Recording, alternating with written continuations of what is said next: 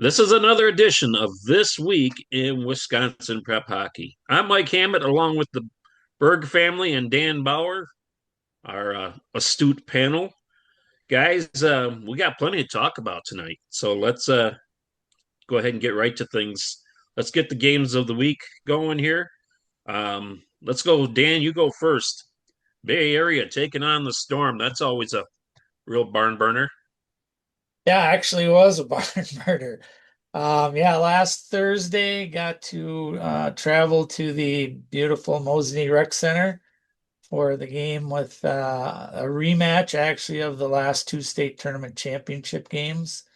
And the last time that they met in that arena, the state tournament, Bay Area soundly defeated the Storm 8-0. So I think the Storm had a little bit of um, revenge on their mind, I think, coming into that game. And of course, it's the middle week, that week between the seeding is over and playoffs are on the horizon. I call it the lame duck week, where everyone's kind of like, yeah, if you're gonna play anyone that you might see in the playoffs, you don't want to show them anything.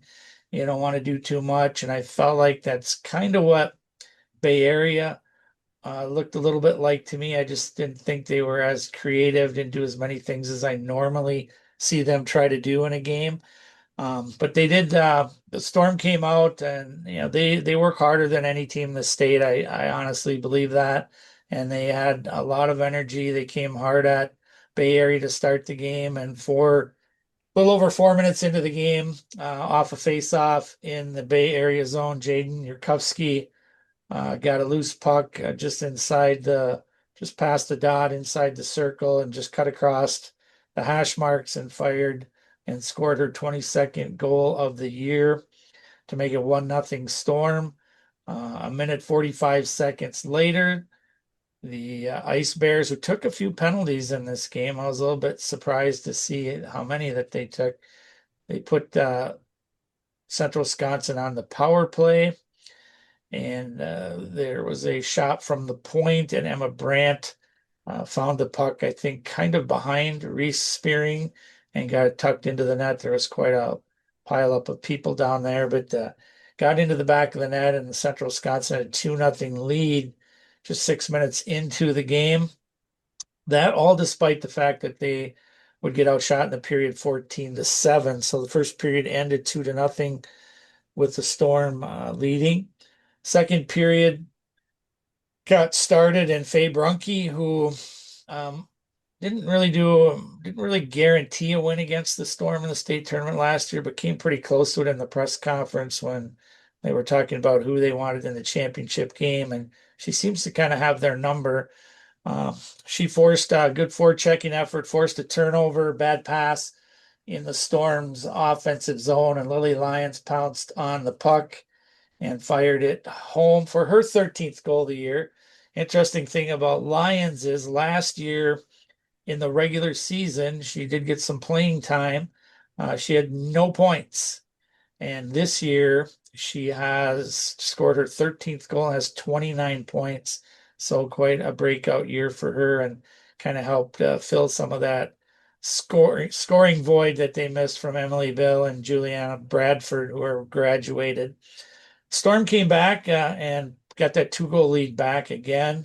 Madeline Kelter, who was having just a fantastic year, scored one of the prettiest goals I've seen on the power play, right in the bumper spot in the middle. She got a great pass right in the wheelhouse, one-timed it, scored her 15th goal of the season. And I can remember watching the Storm early in the year, and Madeline would continually missing the net, shooting the puck over the top of the net all the time. And I kept saying, boy, if she ever gets that shot on net, she's going to start scoring some goals. And she has 15. So she's having a really nice year. Really hardworking player. No panic by the Ice Bears. 11:58 to go in the second period. At 11:58 in the second period, Elizabeth Zunker came through the neutral zone down the left side, turned the defenseman, cut to the net at the dot, and from a really sharp angle got a puck past Cami Floor to make it 3-2. And then just about 3 minutes later, Bay Area tied it. Ava McDonald got a rebound in behind Floor, Brunke started that goal, climbing the wall on the power play. She did a high exchange with Dahl, came down the middle, fired, cut to the right, fired from the right dot, and it got through Floor's 5 hole, and then McDonald in behind it was able to put it in, finish it off. And it was tied 3-3 at the end of 2 periods. Shots at after 2 periods were 20-6 in favor of the Ice Bears. Third period, no scoring, but in regulation, Bay Area outshot the Storm 16-1 in the third period. So at the end of regulation, the shots were 50-14. Cami Floor was excellent. She's been really good all year for the Storm, and she was good again on this night. And Reese Spearing for Bay Area just knows how to win. She just wins a lot of games. You could really see that Central Wisconsin ran out of gas in the third period.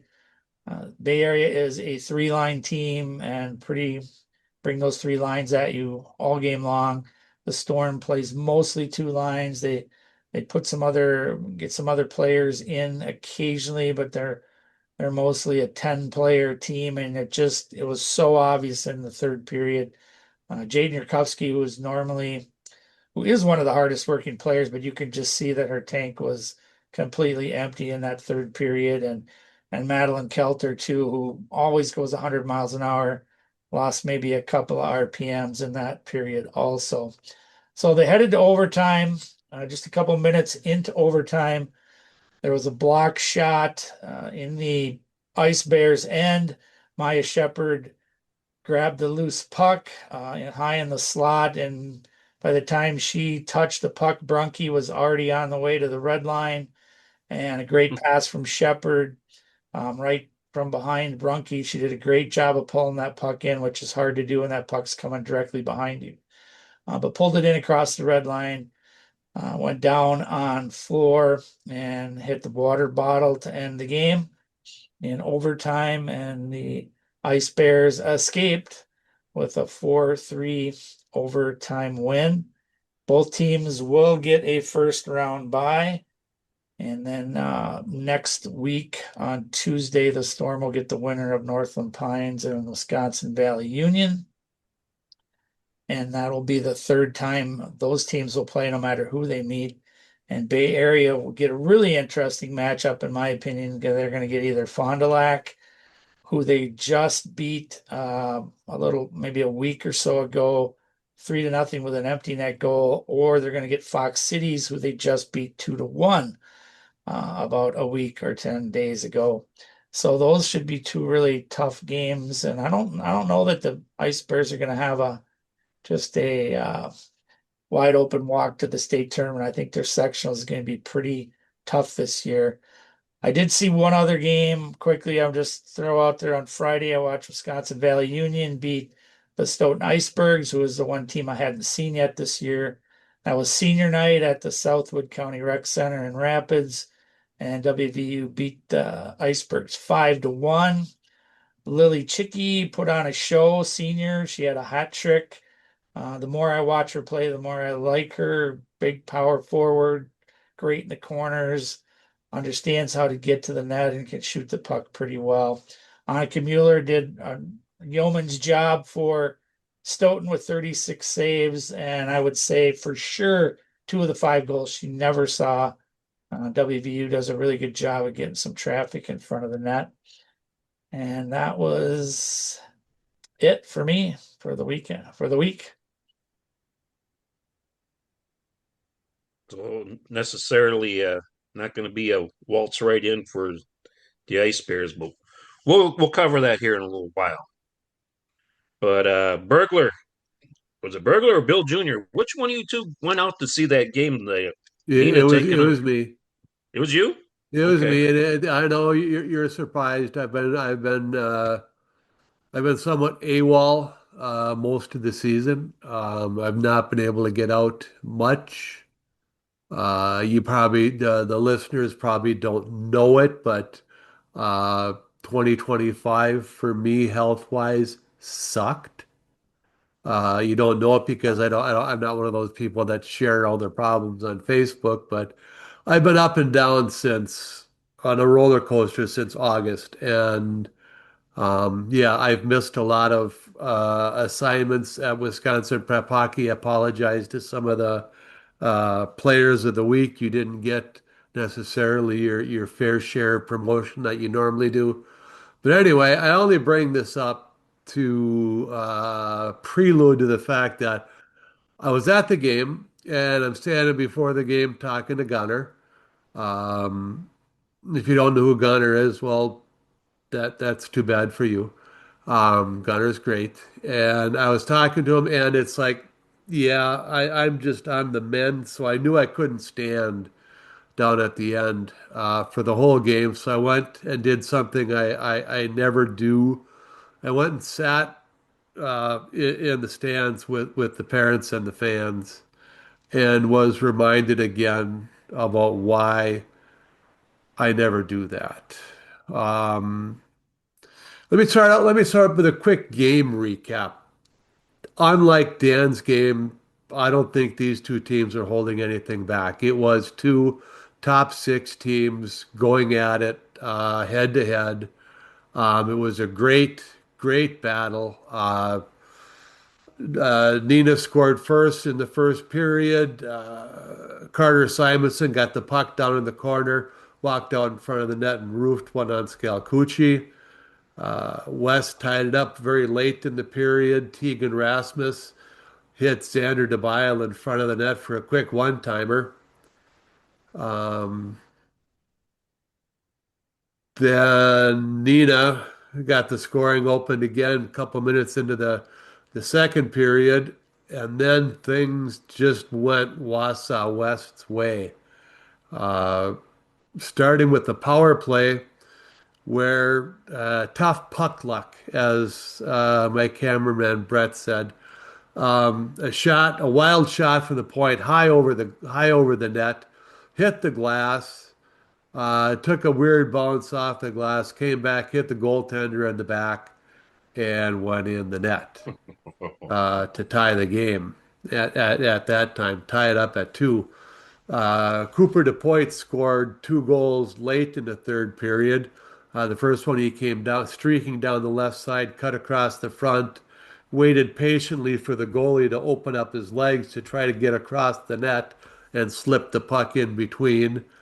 A couple minutes later, right off a face-off, he won the face-off back, and then he crashed the net. The shot came in. It was blocked by the Nina goalie, but then DePoy immediately picked up the puck, circled around behind him, and put it in the net to give them a sudden 4-2 lead, where they had been behind much of the game, but now they are up 4-2. The third period was pretty much spent in the Wausau West zone, but Julian Scalcucci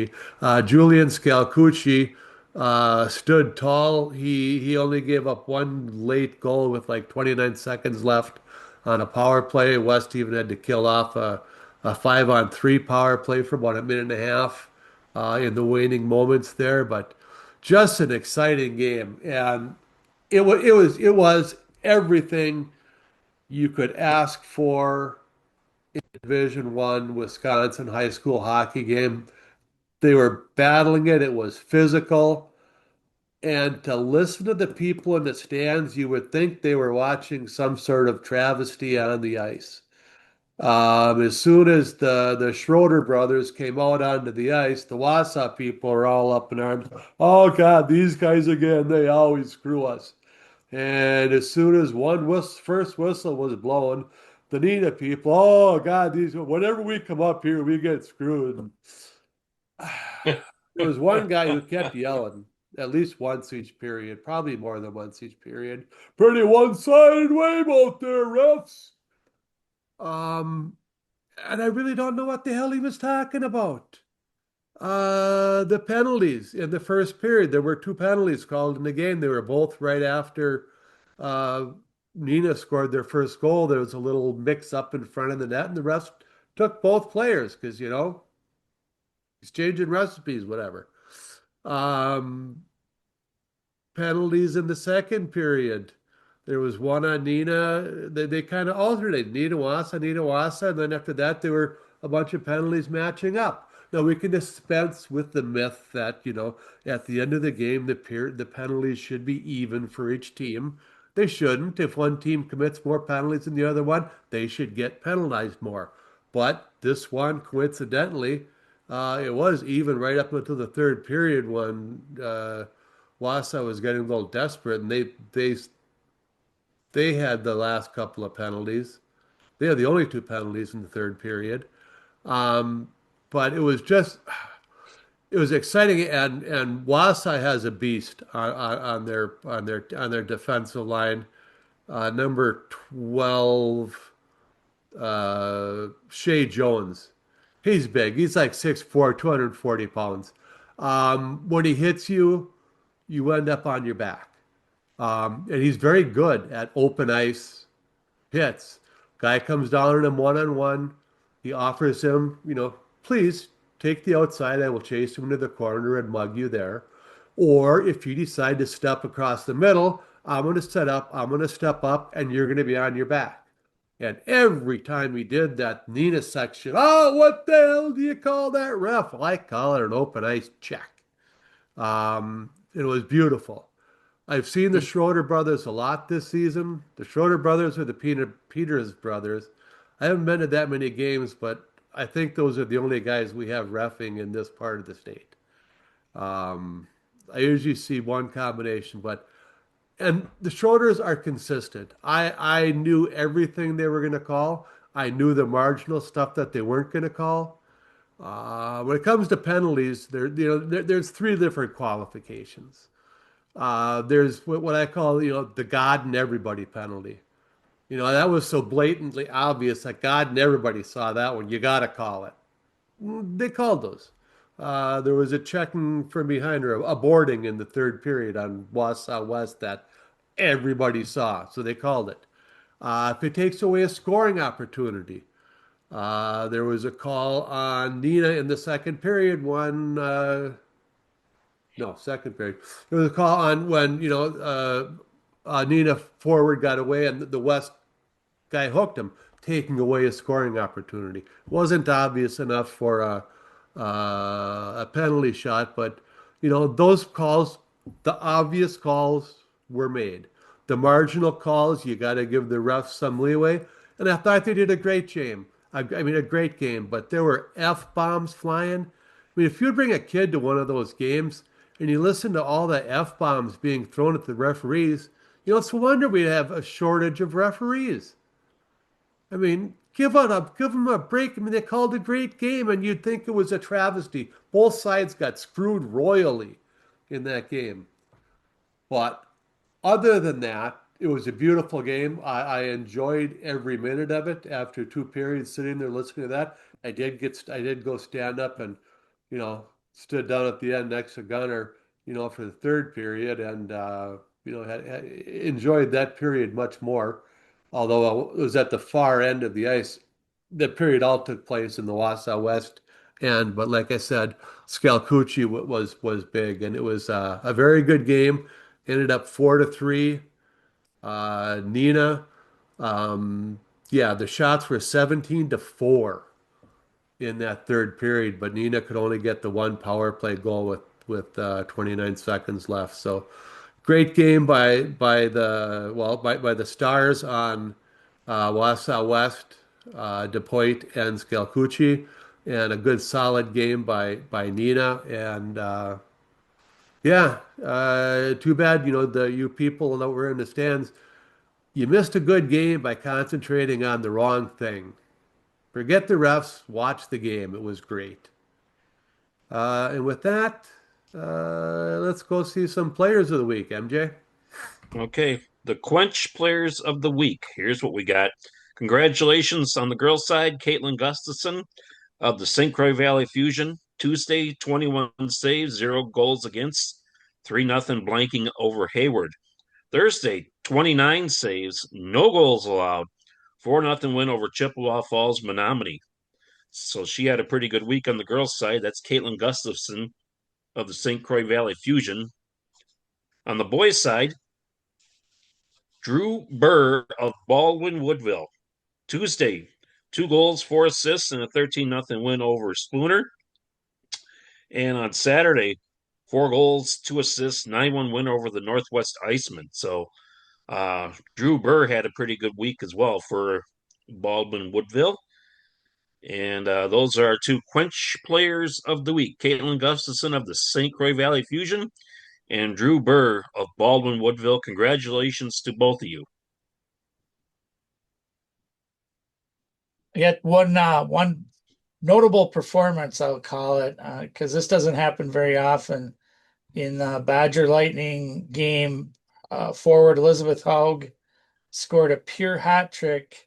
But the interesting part about it is she scored one on the power play, one shorthanded, and one 5-on-5. I don't think that happens every day or maybe even every year. So that was something I picked up on this week. But a hat trick and scoring three different ways, that's pretty interesting.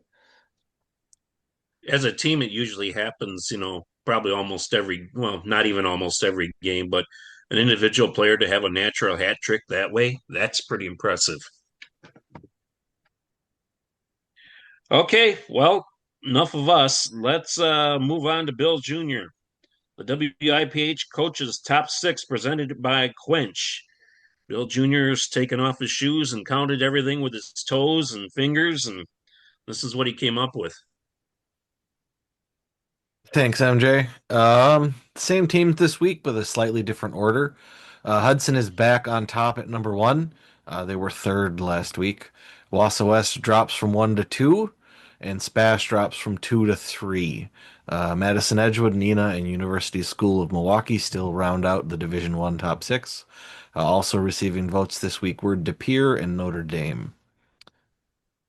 In Division Two, it's the same six teams in the same order.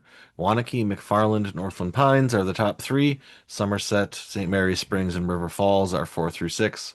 Also receiving votes are Amory, Menominee, and Sauk Prairie. And then for the girls, it's the same six teams in the same order. Bay Area, St. Croix Valley Fusion, and Eau Claire area are 1, 2, and 3. The Lakeshore Lightning, Western Wisconsin Stars, and Black River Falls are 4, 5, and 6. Also receiving votes for the girls were Beaver Dam, Central Wisconsin, and Fox Cities. Boy, you look at that Division One boys.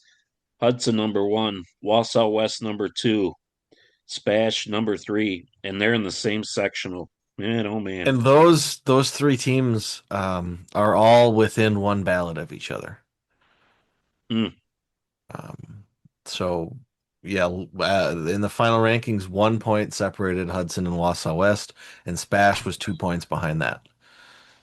Yeah, So so they if might you as well look be tied. if you look at the other two schools that also got mentioned, so you've got Division One, Section One, you've got the top three there. Then you've got Nina, De Pere, and Notre Dame in the same section, and Madison, Edgewood, and University School should win their brackets. Yeah, should. Should, but there's teams out there that, try to have Okay. some say in that. All right. Not a whole lot to talk about in the Division Two and girls brackets. Guys, anything you wanted to add on those? I mean, they pretty much speak for themselves, I think, at this point. I mean, we'll hit most of them during the regional talk. Okay. Yeah, so chalk it up. This is the final top six ranking because after this, they play for real, right? Yep. Yep. Yep. They start playing for real. All right. Well, let's go into regionals. You guys ready? I'll take that as a yes. Division Two, let's start in Region One. Now that I get back over here. Region one, we'll see number one, Amory taking on number eight, Spooner. Number four, Whistle Flag taking on number five, Rice Lake. Three, Hayward taking on six, Northwest Iceman. And two, Ashland taking on seven, Shawamigan Phillips. And, that two seed is why Ashland, was it last year or was it this year that shed one of their co-op partners to drop down to Division Two instead of getting beat up by Eau Claire every year. And I think they joined the Middle Border Conference this year, along with Hayward, I think. So they have a little more history in this round than they did. Um, the only thing I mean, I always look at like the number five and number four versus number five. You got Whistle Flag and Rice Lake. They did play each other, but that was way back in early December. And Whistle Flag beat Rice Lake 3-1. Um, but they're very close in the My Hockey rankings. Whistle Flag coming in at 17 and Rice Lake at 20. Whistle Flag has Talon Im or Immy. He's got 54 points for them. Rice Lake, I think their first line totaled up probably don't have 54 points. But Rice Lake does have Hayden Van Gilder, who's a 927, save percentage type goalie. So that's going to be I think, I don't know, that was the only one that I really stood out to me as something that might even be, a factor in this first round. I think the other games look pretty clear cut. Yeah, You Rice. said go ahead, Junior. I say Rice Lake. Their top scorer's got 11 points. Their top two scorers have 11 points, and then their next leading scorer's got nine. So, not a lot of offensive firepower on that team. They was going to rely on ask the you goalie. was going to ask you guys. Last year wasn't Hayward an independent? Yeah. Yeah, And they joined the Middle Border Conference this year. So okay, now the middle border is a full eight-team conference: Amory, Ashland, Baldwin, Woodville, Hayward, Northwest Iceman, Ram, Somerset, and Spooner. And I generally, when a team does that, which, we applaud, we love having an eight-team conference tournament where you play them once during the year, then you seed it for the tournament thing, and then the first year we do that, we come and we make a big deal of it at your your your championship finals on that Saturday, but that just happened to fall on the anniversary this year, and the lovely Mrs. Berg didn't really want to spend a romantic weekend watching hockey in Amory. Sorry, Matt. I well, tried.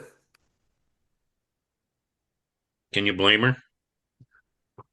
Amory's lovely this time of year. It's Anytime. probably nicer in the summer, but Section two, guys. Round one, Northland Pines Eagles and 1 through 8. Number one, Pines plays number 8, Rhinelander. Number 4, Lakeland takes on Shawano Bondul. That's 4-5. 2-6, Anago taking on Stevens Point Pacelli. And Mosinee, number 2, taking on the Medford Raiders. The Lakeland Shawano could be an interesting matchup with Lakeland's goalie Bernard's pretty good. And then Shawano's got Gavin Hunt's got 36 goals. So be offense against defense, I would say, in that yeah, matchup. That very could be very interesting. similar to the Rice Lake thing where Lakeland doesn't score. But yeah, Bernard's got a 934. They did meet way back in November.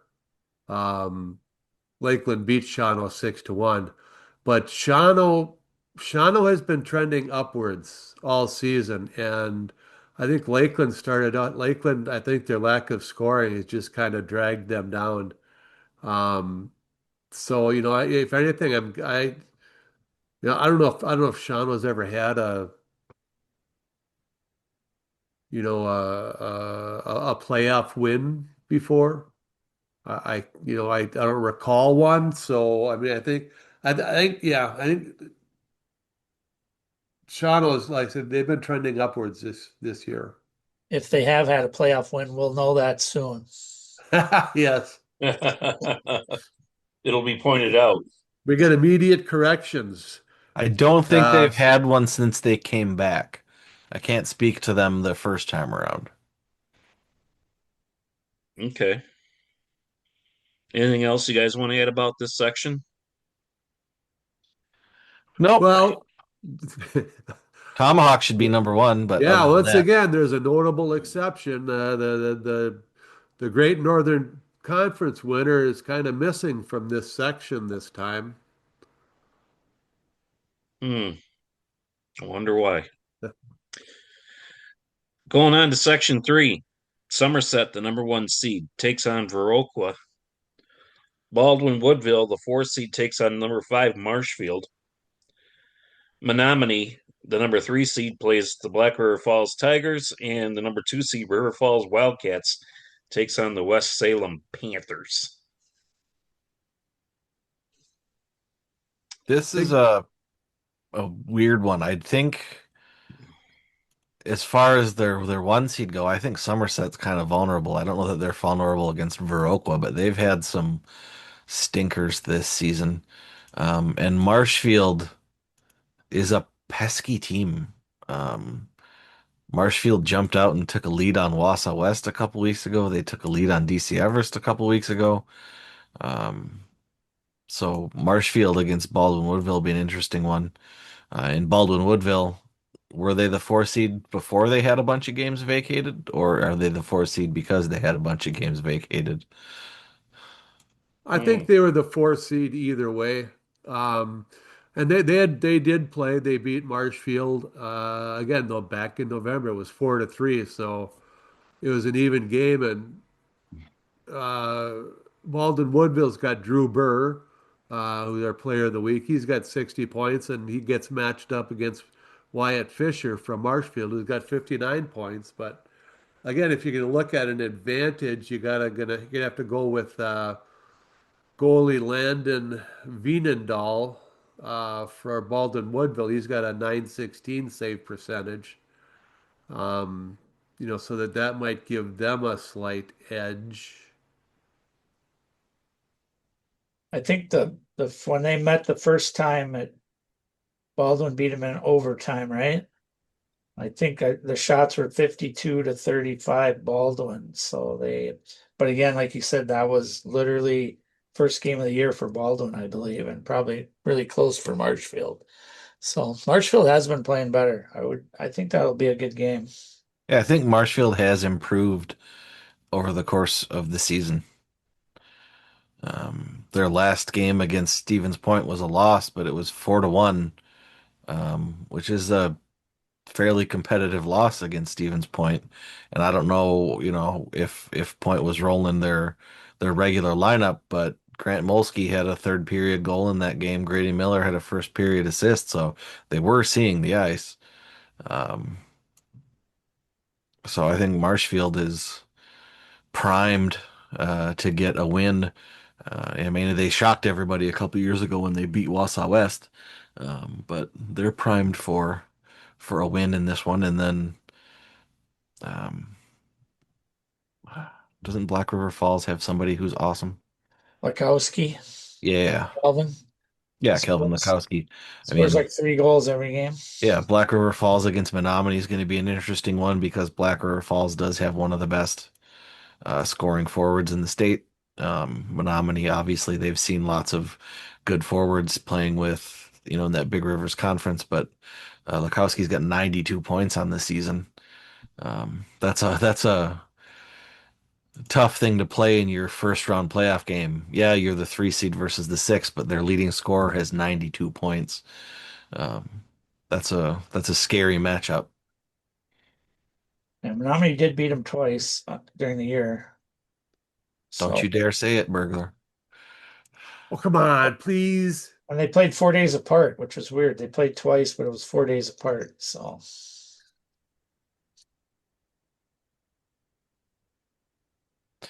Yeah, that is weird. December 22nd and December 26th. One of not them must have been a makeup game. out of the 5 goals that Black River scored, Lukowski had 4 of them. So Okay. the 2 games. Move on, Division Two, Section 4. The Wanakee Warriors taking on the Cedarburg Bulldogs. That's number 1 Wanakee, number 8 Cedarburg. Number 5 Waupun travels to Sauk Prairie to take on the number 4 Eagles. Fond du Lac Springs Ledgers taking on the Homestead Highlanders. Number 3 Fond du Lac Springs, Homestead, the lower seed. And number 2 McFarland Spartans taking on the Wapaka Comets. And Brad The Navin top is not available for Wapaka. the top four teams in this one are in the D2 rankings, 1, 2, 5, and then also receiving votes Sauk Prairie. So it's a deep section with those first four. Sauk Prairie looking at the 4 versus 5. They did play Waupun back January 6th. They beat them 5-0. Or January 9th. They beat them 5-0, outshot them 47-20. So, nothing's ever easy, but as far as our 4 versus 5 matchups go, they're probably in the best position of the four um, Division Two brackets we've looked at. Um, this one should be this one should be a fun set of sectionals when we get that far. Once they get by this first round, I don't see any upsets there, but no one ever sees the upsets coming, right?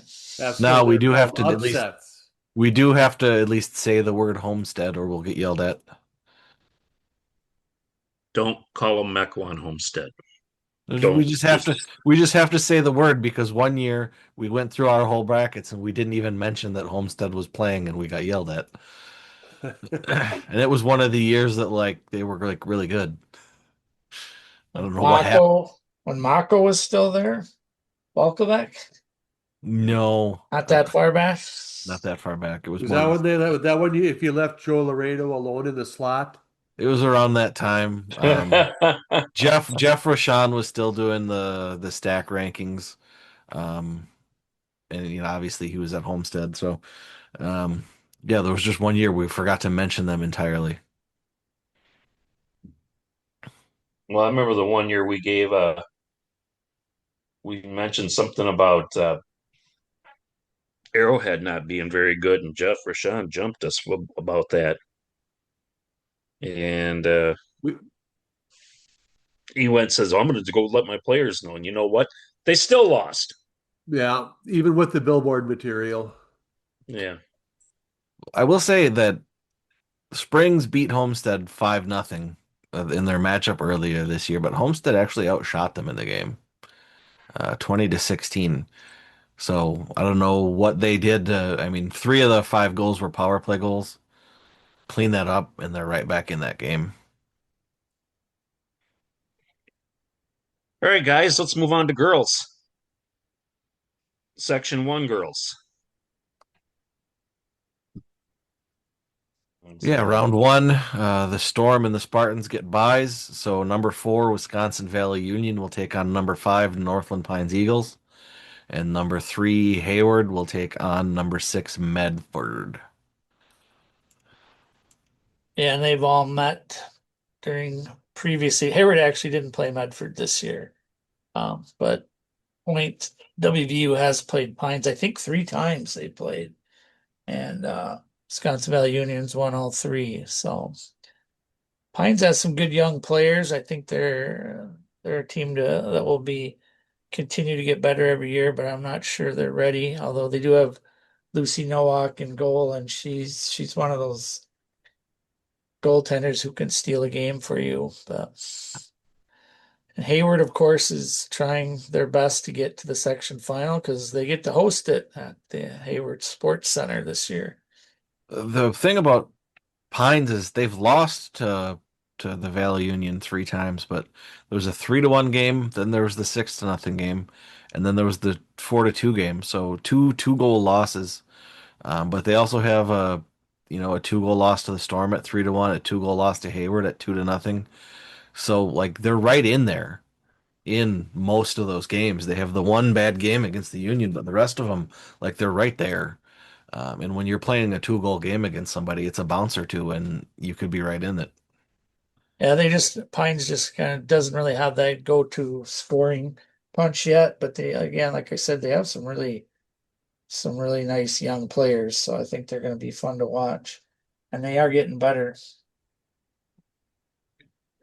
Section two girls. Number one, Black River Falls taking on no, number four, Black River Falls taking on the Hudson Raiders. Number three, Western Wisconsin Stars taking on the number six, Chippewa Falls Menominee. Eau Claire Altoona, the number two seed, takes on the Cooley Region Cyclones, and St. Croix Valley Fusion. Obviously, they have a first round bye.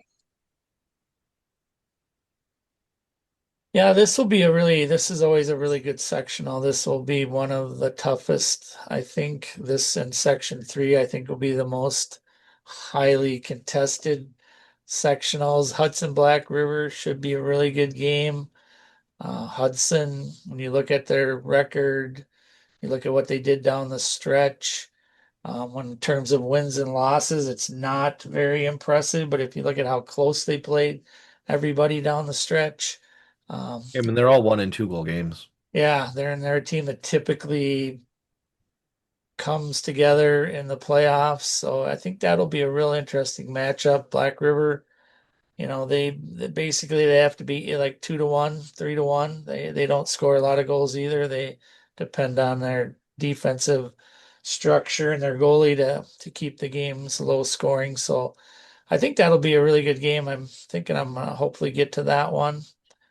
And then Western Wisconsin and CFM. That could be an interesting game. I would think Western.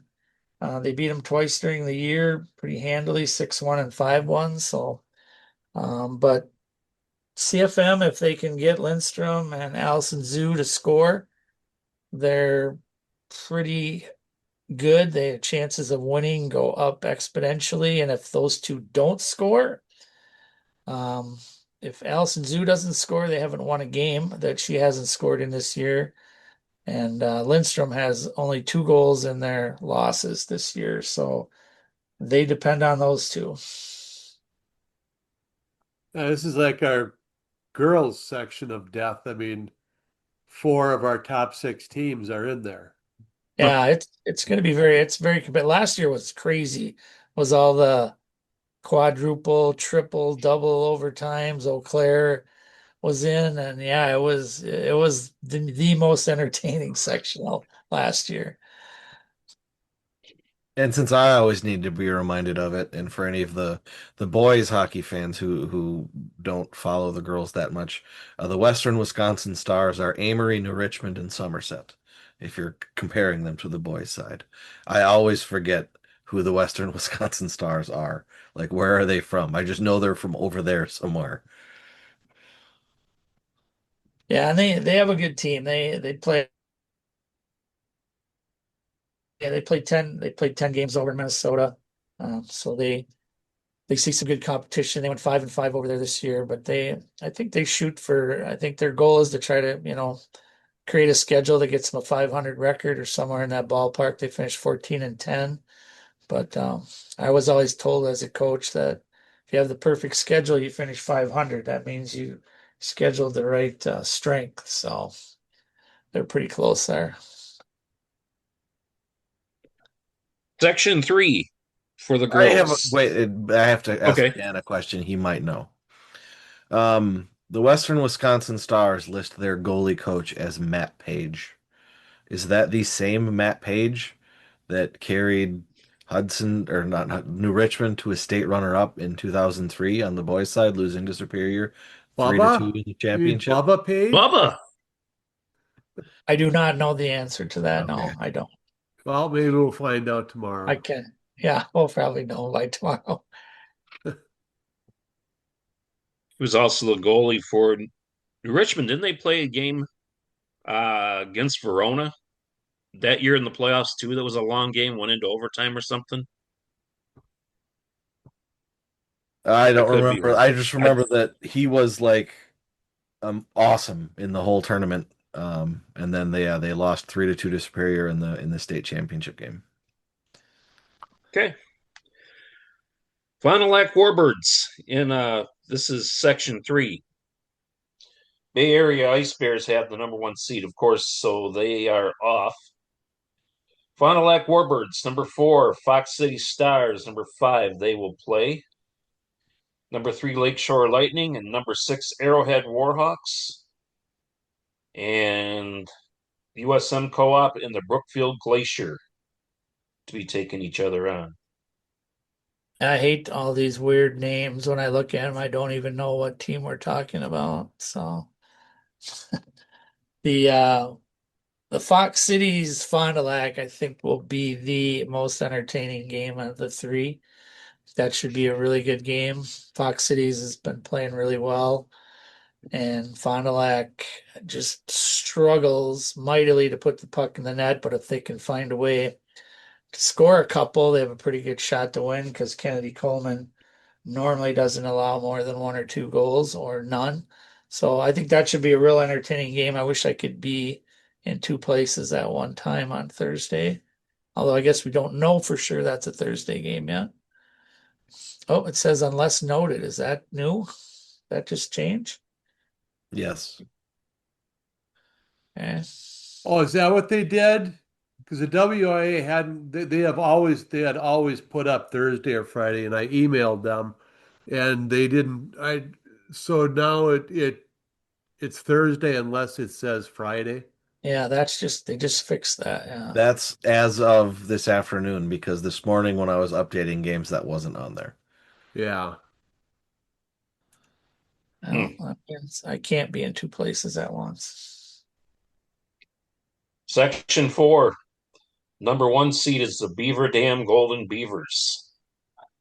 The other games feature the Metro Lynx, number 4 seed, against number 5 seed Icebergs. Number 3 seed, the Janesville Bluebirds, not the Rock County Fury, the Janesville Bluebirds. Take on the number 6 Badger Lightning. And number 2, Cap City Cougars take on number 7, Viroqua Blackhawks.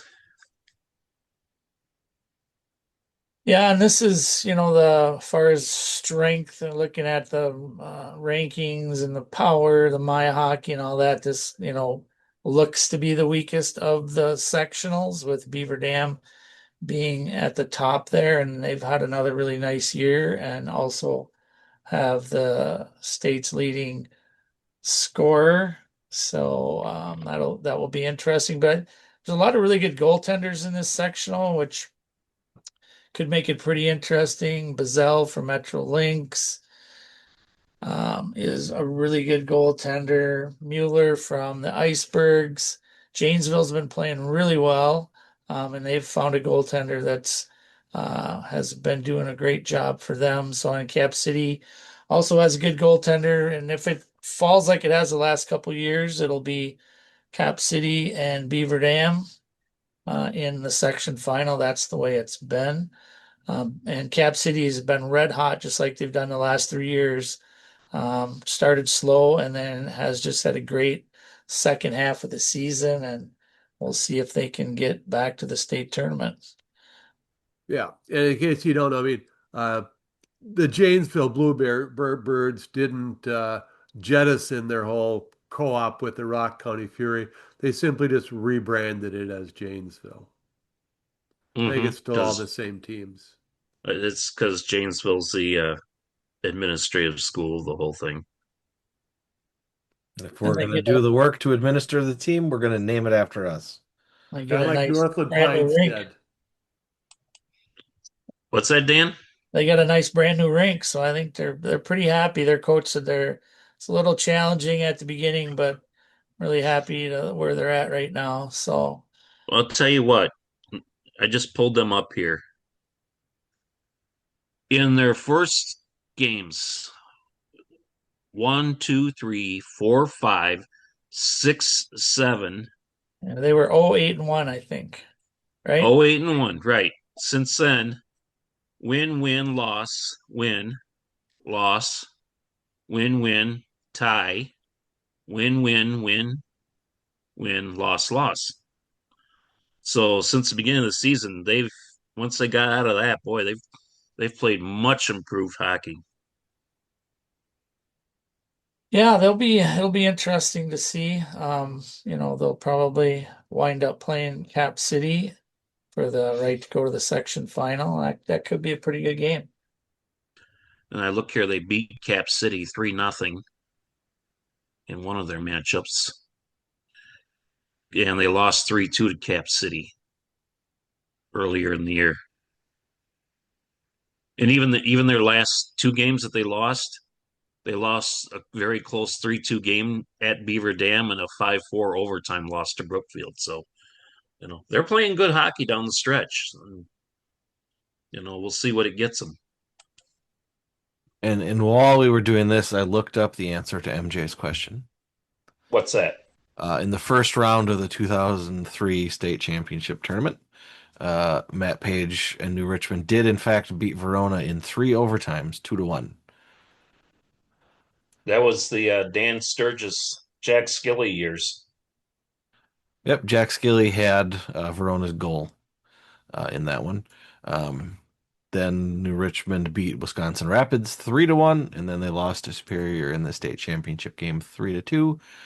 Matt Page had 105 or 104 saves on 109 shots for a 954 save percentage. Man, that's impressive. That is really, really impressive. All right, that's a look at the girls. Division One boys. Now we're looking Let's at teams that have to play on Tuesday. yeah. And who they Section One might play on, boys. and who they might play on Thursday, Yes. because they're both, yeah, two games to some. So I'll go for If there's a number nine seed that's gonna really make some noise in the playoffs, it's gonna be the number nine seed Tomahawk Hatchets. I think they have an axe to grind both with the WIAA and with the Big Rivers Conference and the Wisconsin Valley Conference for, you know, well, WIA for sticking in Division One, and the two big conferences for sticking them with the number nine seed. So I think they are going to pull out all the stops uh, against the Eau Claire North Huskies, who did beat them uh, earlier in the year. Eau Claire North did beat Tomahawk back at the tournament in Neenah. they Um, beat them 4-3. Tomahawk outshot them 29-18 in that game. right, and excuse me, they will battle this one out. Excuse me, for the right to get stomped by Hudson. Yes. Eight Eau Claire Could North Tom and nine Tomahawk will fight to play Hudson number one on Thursday. let's say Tomahawk beats Eau Claire North. Could they challenge Hudson? No, they they No? they don't have the depth. Okay. They're a perfect Division two team. They run two lines. They have a third line they can throw out there occasionally, when they need some rest. But Hudson's going to roll three lines regularly, maybe even four. They've got depth. They've and yeah, they no. I mean, it'd be nice, but no. That's why they play, I guess. And moving down, 5 Eau Claire Memorial hosts 12 Wisconsin Rapids, and 4 Superior hosts 13 East Merrill United, and then the winner of those two matchups will play each other. Most likely Chippewa, going to be Superior against Eau Claire Memorial. two teams that are familiar with each other. And then, of course, if Chippewa Falls takes care of business against Altoona, there can be the big rematch, the grudge match of the year. Stevens Point Panthers and the Chippewa Falls Cardinals in a playoff game. Didn't go well for Spash last year Deja vu. after their undefeated season. I will be at on tomorrow night. I will be in at Greenheck Turner Community Center to see the New Richmond Tigers and the DC Everest Evergreens. My cameraman Brett wanted to catch one more game with Griffin Bonnell. Of course, if they do that, then we may have to see him again on Thursday against Wausau. But yeah, we'll go over. We'll make that long trek over to Greenheck and watch New Richmond and DC Everest. That should be a good game. Um, DC Going Everest is what, number 19 in the My Hockey rankings, and Richmond is 25. Neither team scores much, but again, the aforementioned Griffin Bonnell at 936 on the season, one of the top goalies we have in the state. If anybody can steal a game, it's going to be him.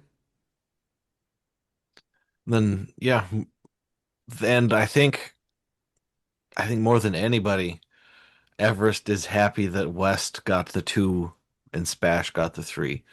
Because if Everest does beat New Richmond, they match up a lot better against Wausau West than they do against Spash. I think New Richmond does too.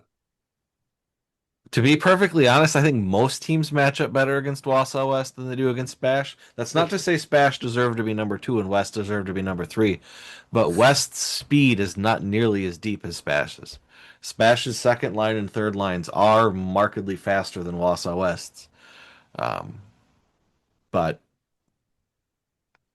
West still beat them the second time they played. Moving back up to the potential Superior versus Eau Claire Memorial game, those two teams played twice this year. Eau Claire Memorial won the first one 4-2, and Superior won the second one 3-2. So, assuming they both take care of their 12 and 13 seed opponents, that'll be a really nice 4 versus 5 matchup in the top half of the bracket. Well, that's two teams right there that'll go at it pretty doggone good too. You can bet on that. And it'll be up at Westman Arena. Yeah. Let's go on section two. Bus legs are real. Yes, you darn right they are. You're Section on mute. two. What's that? Burglar tried to say something, but he was on Oh mute. yeah, that I might not have to, I might not go and watch DC Everest at Wausau West. I might have to make a northern trip.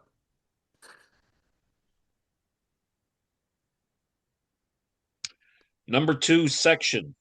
Nina Hortonville Vanash NHM. Let's just call them that.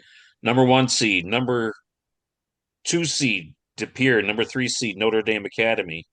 And number four seed, the Fox City Stars, all have first round byes. In play early in the week, number eight, West Bend Ice Bears take on the number nine, Oshkosh Ice Hawks. The number five, Sheboygan Red Raiders take on Manitowoc United, which is the number 12 seed. Bay Area Storm, number six, takes on Appleton United. And the Fond du Lac Cardinals take on Beaver Dam. A 7 versus a 10 is the other game.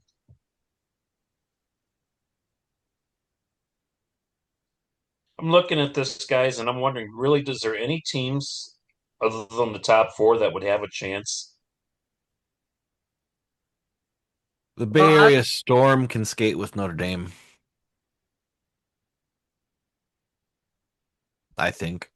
Yeah. I'm kind of looking forward to uh, well, if Sheboygan takes care of Manitowoc, I'm looking forward to uh, Sheboygan versus the Fox City Stars. They did play before in January. Fox Cities won 5-4. Was Um, overtime, right? I I'll take your word for it. I'll I just say think it yes. was, yeah. Sheboygan is number 27 in the My Hockey rankings. Fox Cities does better in the My Hockey rankings than it does in our voting, and then they're up to number 12 there. Sheboygan's got pretty balanced scoring, nothing really dramatic, but Fox Cities has Kale Adamovich with 73 points, and Andrew Osterman with 63 points. So they can put some points on the board. Um, yeah, actually, I think this, well, we're getting ahead of myself. Or, yeah, any of those four, I think, could win. Or even the Bay Area Storm. I kind of had a little more hope for them because Bayport had been challenging Notre Dame for a couple of years, and then they rolled in Ashwaubenon, but that team didn't seem to pan out like I thought it would this year.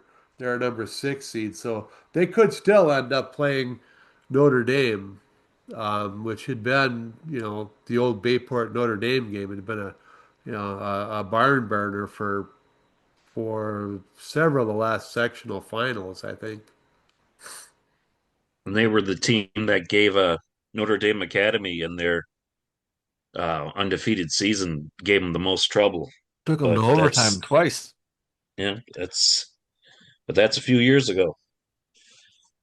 Section three, Madison Edgewood, number one seed. Sun Prairie Cardinals, the number two seed. They have buys. It has number eight, Madison West, taking on Aquinas Holman. Onalaska Lacrosse taking on South Central Navigators.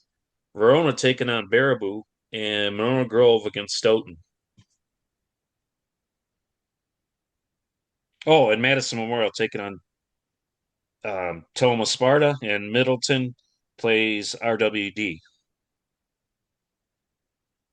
Or is it RWDM?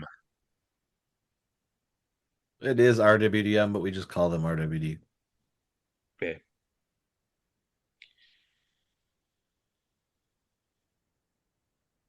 Okay, guys, what do you see here? Well, I mean, I see a Monona Grove team and a Stoughton team that are both smaller than Wanakee, so I'm wondering why they're Division One and Wanakee's Division Two. Um, I don't know how that determination gets made. I thought, even though I updated, the stuff at the start of the season, I spent all season thinking Monona Grove was a Division Two team. Yeah, well, they were last year. Yeah, they were last year because them and uh, McFarland met in the sectional final last year.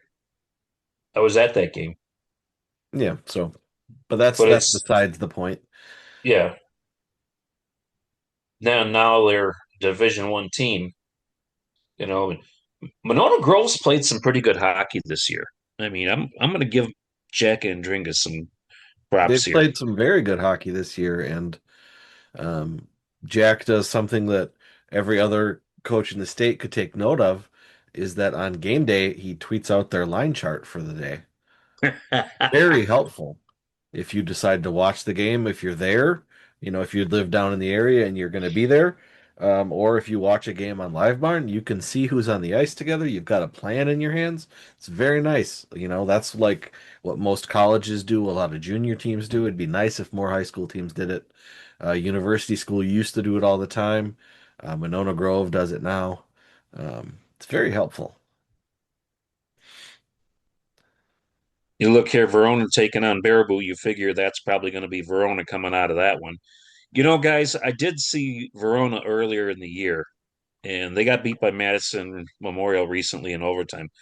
I still don't put anything past Verona sneaking out of this sectional, but we can talk about that next week because they're just sneaky.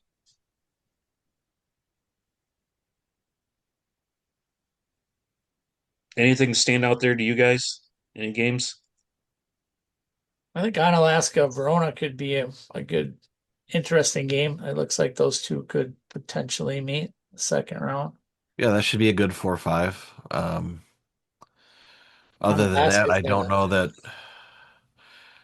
I don't think there's a lot of upset potential in this one, other than like the 4-5 and maybe the 3-6 Monona Grove against Madison Memorial. But otherwise, I don't know that there's a lot of upset potential in this particular bracket. You look at that 3-6 there, that's Madison Memorial and Monona Grove. You said that's Jack Andringa's old high school. That would make for an interesting storyline there. Um, let's see here. We got last one. Hey, how about that? Last sectional. Section 4. University of School of Milwaukee, the number 1 seed, and the Muskego Ice Force, the number 2 seed. Get a first round bye. The rest of them looking like this. Number 8, Arrowhead, taking on number 9, Marquette. Number 5, Waukesha, taking on number 12, Monroe. Number 4, Kenosha, taking on number 13, Milton. Number, let's see, that's number 3, Brookfield, taking on number 14, Beloit Memorial. Number 6, KMMO, will be hosting the WNS Storm. And my computer just jumped on me there. Get back there. Okay. Let's see. Storm Oregon Panthers and the Janesville Bluebirds will be an interesting matchup. Those two teams played earlier in the year. Oregon won that game. Janesville, the number 10 seed, but the game is at Oregon because they are the number 7. Janesville's got good goaltending. Um, they have an offense that can, score here and there. It doesn't do too bad, but you know, Oregon really hasn't had that good season that they normally have. So I think that's going to be an interesting matchup. That one will be kind of close. But the rest of them, I mean, I look at the higher seeds in this one early on in this. It looks like the higher seeds probably should win quite well. Now, Arrowhead started the year so good. I think they were like 8-3 out of the gate, and then they sort of really fell off after that. But they lost a lot of really tight games, and I know their goaltender also is pretty good, so they might be a team to some upset potential. I'm gonna. I know we're just, like talking, you know, Tuesday and either the Thursday or Friday, but I'm looking forward to it if it works out for Muskego and Brookfield to play, and for each of those schools represented by those teams to bring a band to the game. Because between Brookfield and Muskego, I think we're talking 30 schools, You want them I each to bring a band, each each to school. bring a band. We'll have to play at a different rink. There's Mosquitoes. a lot of high schools involved in those two clubs there. Yeah, there is. Mosquito. I don't think Mosquito has ever. Well, Ice Force. I don't think they've ever gotten a number 2 seed. So kudos to them. They've had a nice season and Yeah, rewarded with the number 2 seed. And that's the only Anything that's yeah, the only ones that did us a favor um is this section, and with this section and the D1 and the girls, and that they both have their sectional finals at UW Panther Arena, which could probably hold all of those bands, it by could the way. probably. Um, UW Panther Arena, and both the boys and the girls both play on Friday night. Unfortunately for us, when it gets to sectional finals time, uh, 9 of the 12 sectional finals are on Friday night, and we do not have 9 people to cover all of these sectional finals. Boy, that's section 4. That used to be a really tough section about 5 years ago. 5, 6 years ago when Waukesha was strong, KMMO was pretty decent. Arrowhead was good. Arrowhead was good. Marquette, Marquette. yeah, Unfortunately but for Arrowhead this season, their best player forgoed his senior year to go play in the NAHL. So, yeah, I'll see him Thursday. He's in town here. Jack McKenna, yep. yeah, him and the Anchorage Wolverines come in and play Janesville Jets on Thursday night here. A very rare Thursday night game in Janesville. They don't happen. So, anything else you guys want to add about Section 4?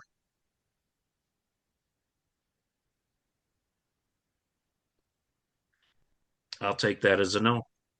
No, next week's sectional discussion instead of this week's regional discussion should be more exciting. Yeah, you can bet there may be some teams not there next week that you might have thought would be there. So, guys, And if any of the teams that we've written off are there, well, then we will just look silly again as usual. yeah, And as always, I am pulling for the Monroe Cheesemakers simply because they have the best name in the state. cheese makers. It's a great name for your school sports program.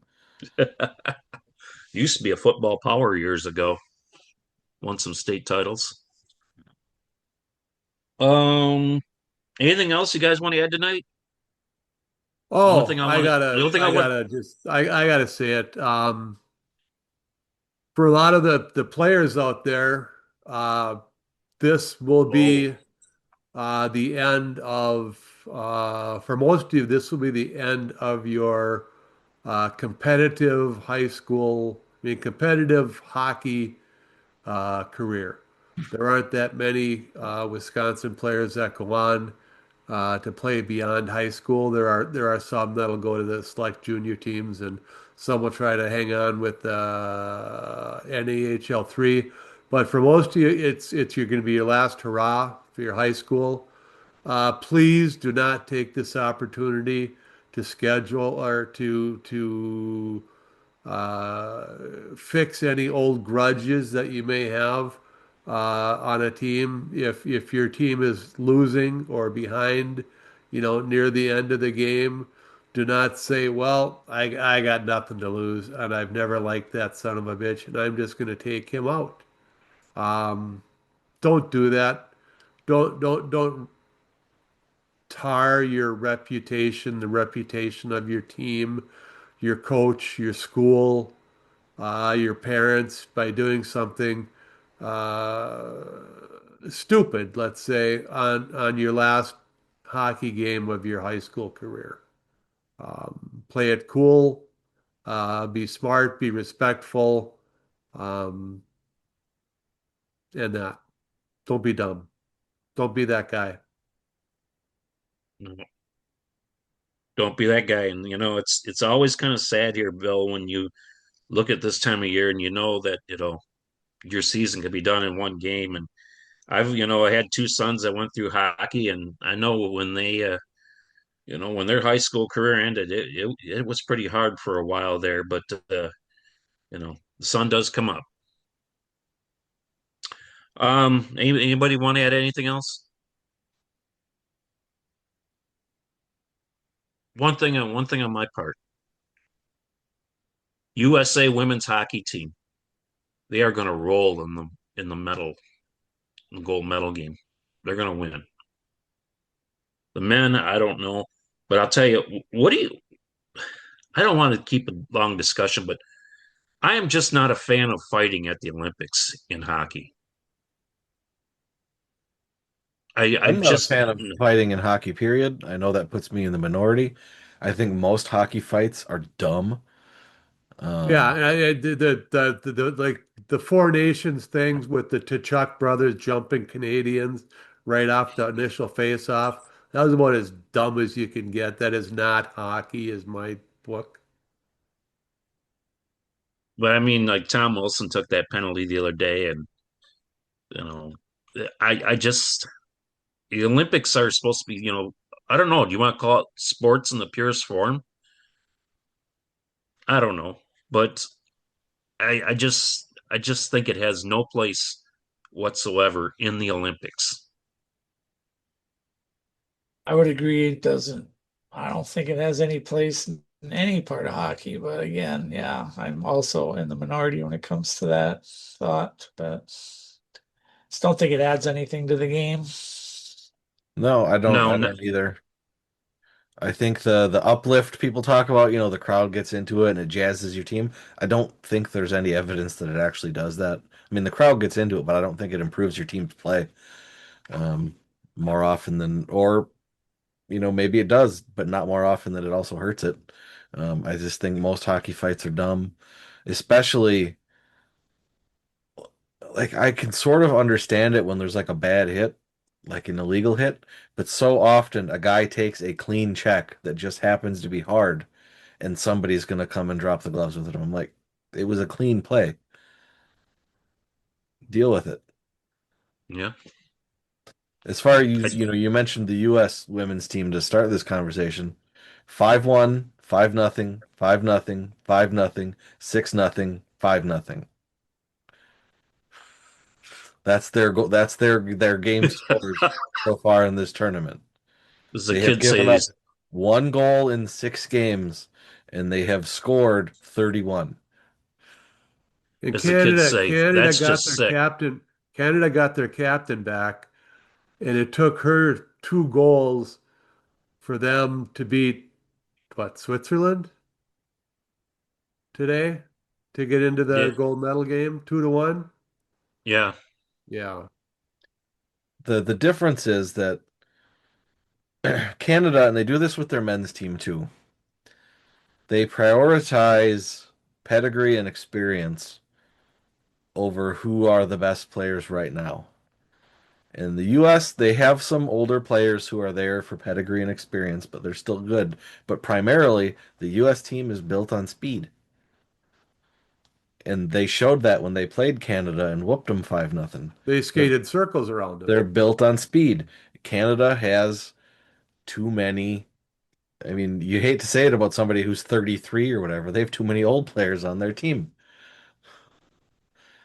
And I think their men's team is the same way. Jordan Yeah. Binnington should not be on that team. Tom Wilson should not be on that team, but they are because Canada prioritizes experience and pedigree. Having Nathan McKinnon and Connor McDavid, that helps make up for a lot of those gaps. Jeez. But Does it ever? when I mean Sidney Crosby is still good, but when he's your third line center, that means that the guys in front of him are like really, really good. But Canada, they build on pedigree and experience, and for the women, the US built on speed, and they're just destroying everybody. Can you believe Sidney Crosby's 38 years old now? Yes, Wow. he's been in the That league went my whole fast. life. Yeah, that went fast. So yeah, I just women's team, but that's just domination. Holy smokes. I But yeah, mean, the as way, many of you guys have seen that the game itself has went to faster. yeah, The speed is so much more than what it used to be. and I will say I like the way the women tournament did their brackets. They put the five best teams in Pool A and the five next teams in Pool B, so that those Pool A teams actually had to play meaningful games in that first round, and then they all got a free pass to the knockout round, and then the second pool, the three teams that were at the top got to go to the knockout round. I think that was a lot better. Um, I think it worked out really well. It's just that next time they do it, US is going to have to be their own pool, and then everybody else has to be another pool behind them, and then the lower pool. Just one final Olympic comment from me. Probably the most impressive sporting feat I have seen in this Olympics was in the 500 meter or the cross country men's sprint final, where that big Norwegian Johannes Klæbo, they got to that final hill, and like all three guys were bunched up, top three guys, and then he proceeded to sprint up that hill. Didn't even look like he had skis on. He was just flat out sprinting up the hill, like 240 meters uphill, and he just sprinted it like faster than I have ever run in my life, faster than I've ever thought about running, and just uphill. And it's like when he got down to the top, the other guys were still like down at the bottom. It was impressive. Wow. I'd say so. All right. Who do the men play next, anyways? I'm having a hard time keeping the men's and the women's separated. The schedule on USA Hockey I still think just the men says have a bye final. yet. The Slovakia and Sweden, I think, play, Yeah, and they they get the they have a winner. bye, so they'll play the winner of somebody. Okay. And just think the Russians don't even have a team there this year. Some pretty good Russian players that aren't getting a chance. But, if you do those things, Well, well, don't start invading people, and you won't have that problem. I agree. I agree. All right. Last time. Anything else, guys? Nope. Good. Dan? I'm good. Bill Sr.? Good. Let's bring it home. All right, guys. We will catch up next week and we'll take a look at the sectionals. Should be a lot of fun. But until then, enjoy the playoff games this week. And we'll talk about it next week and more on This Week in Wisconsin Prep Hockey.